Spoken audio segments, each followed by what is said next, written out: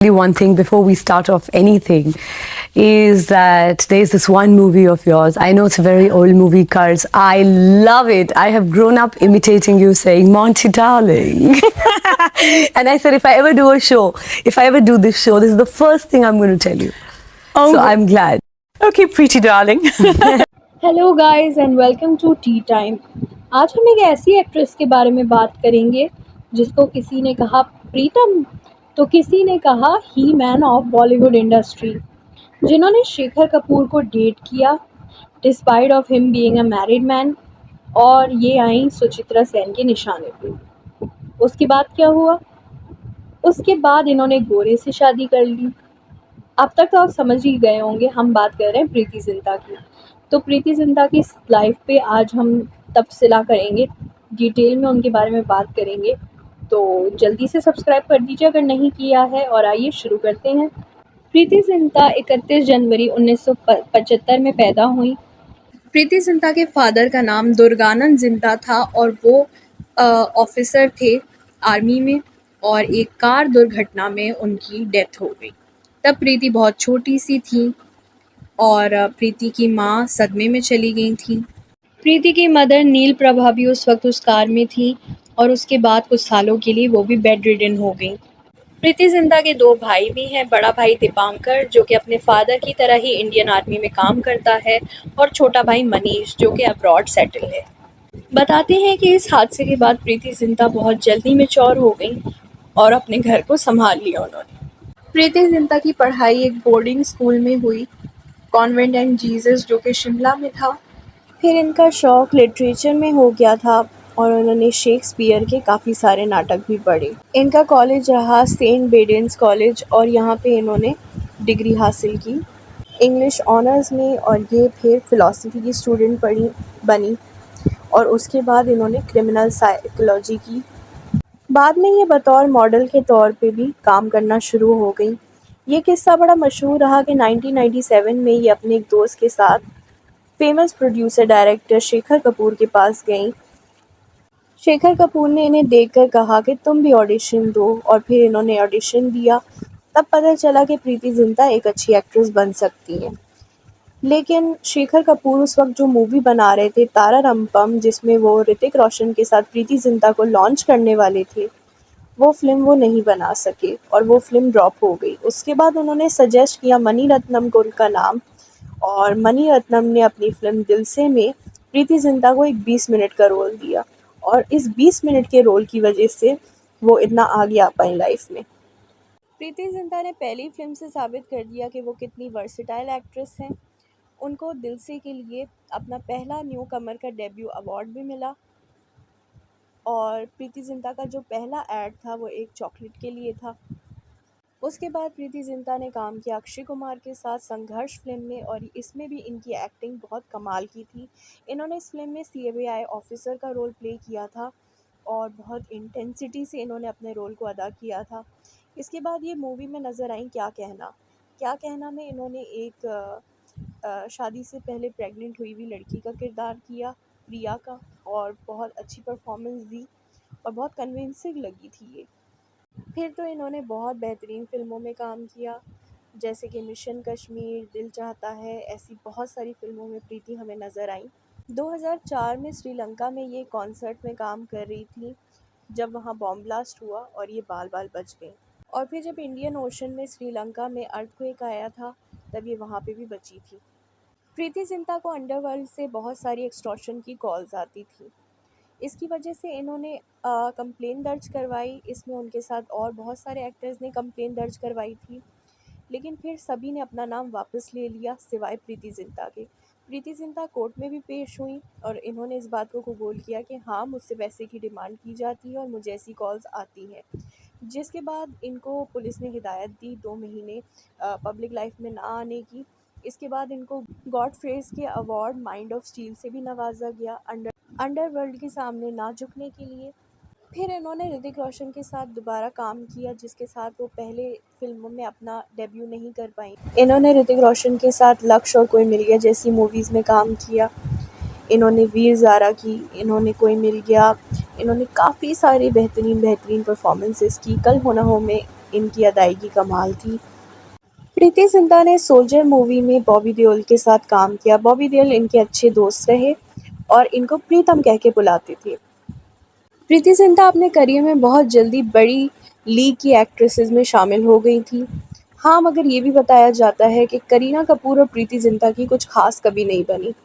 वैसे दरअसल करण जौहर ने पहले कल हो ना हो मूवी करीना कपूर को पहले साइन किया था, लेकिन करीना कपूर ने वो मूवी नहीं की। उसके बाद करीना कपूर के वॉकआउट के बाद ये मूवी प्रीति को मिल गई और उन्होंने ये रोल नैना का बहुत अच्छी तरह से निभाया। बताते हैं कि करीना ने हमेशा पीजी को बहुत ही नेगेटिव वाइब्स दी हैं। उन्होंने कभी उनकी रिस्पेक्ट नहीं की, उनको कभी हाय हेलो तक नहीं कहा और ये बात खुद जो है वो प्रीति जिंटा ने करण जौहर के शो कॉफ़ी विद करण में बताई कि करीना की मैं सीनियर हूँ, फिर भी उन्होंने मुझसे कभी हेलो हाय की कोशिश भी नहीं की। प्रीति जिंटा की अच्छी दोस्त कही जाने वाली रानी मुखर्जी ने भी एक बार कॉफ़ी विद करण में ये बोल दिया था कि प्रीति बहुत बोलती है और प्रीति को खामोश रहना चाहिए या कम बात करनी चाहिए। इस बात पे नाराज़ प्रीति जिंटा जब अगले एपिसोड में आई तो उन्होंने बोला कि अगर उसको मुझसे कोई प्रॉब्लम थी तो वो ये डायरेक्ट मेरे फेस पे कह सकती थी, मगर जब मैंने उससे इस बारे में पूछा कि तुमने मेरे बारे में ऐसा क्यों कहा, तब रानी ने कहा कि मैं तो जस्ट इफेक्ट के लिए ये बातें कर रही थी। प्रीति जिंटा ने अपने करियर में कुछ इंग्लिश मूवीज़ में भी काम किया, जैसे heaven on earth and the last layer.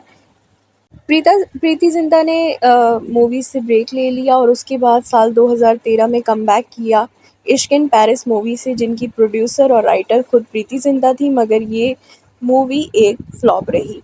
हालांकि इस मूवी में सलमान खान का कैमियो था और सलमान खान ने इस मूवी को प्रमोट करने की बहुत कोशिश की, लेकिन ये मूवी एक फ्लॉप रही। प्रीति जिंटा ने एज अ जज नच बलिए का सीज़न 7 भी जज किया। साल 2023 में आई द नाइट मैनेजर की प्रोड्यूसर रहीं प्रीति जिंटा, मगर 2008 और 9 के बाद इनको फिल्में मिलनी काफ़ी कम हो गई।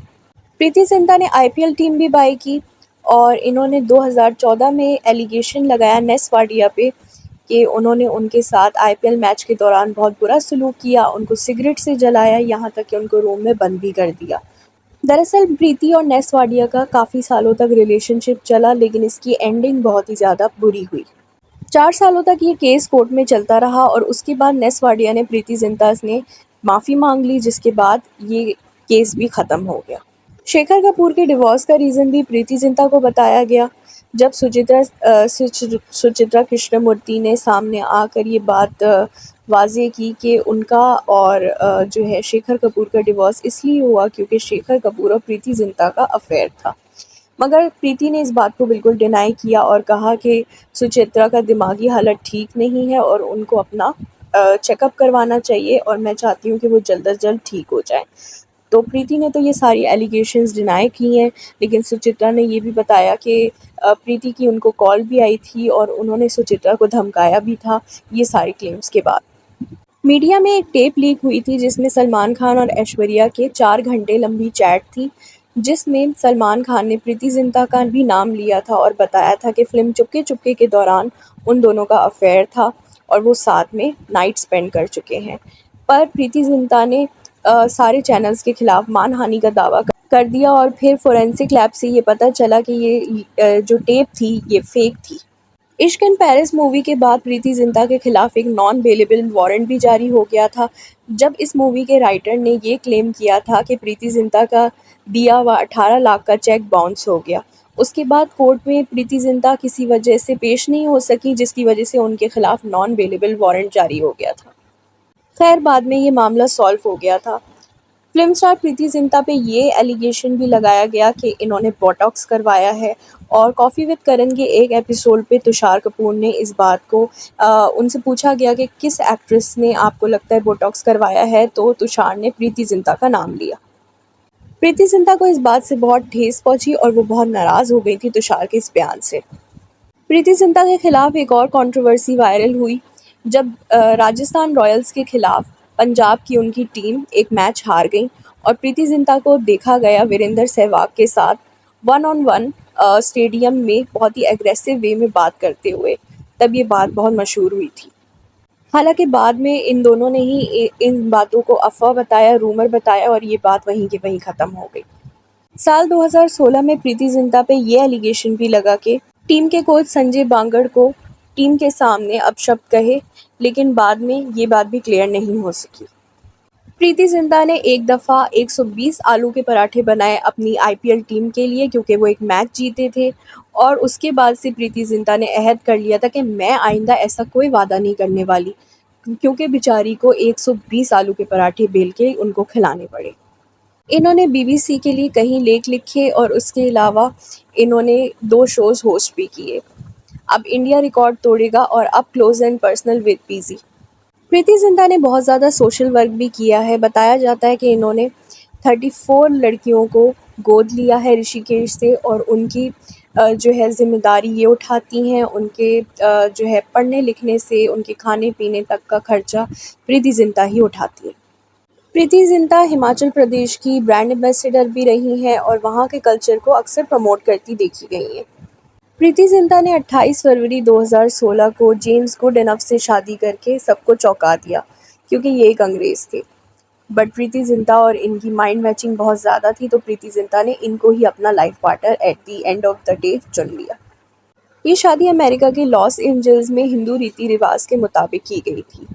इनके हस्बैंड जीन एक अमेरिकन हाइड्रो इलेक्ट्रिक कंपनी में सीनियर वाइस प्रेसिडेंट हैं और इनके अब 2 ट्विन्स बच्चे भी हैं।